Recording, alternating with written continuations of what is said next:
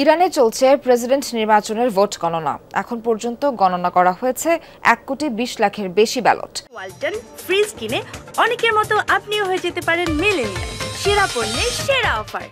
সব জরিপ এবং হিসাব নিকাশকে ভুল প্রমাণ করে এগিয়ে আছেন মাসুদ পেজেশকিয়ান।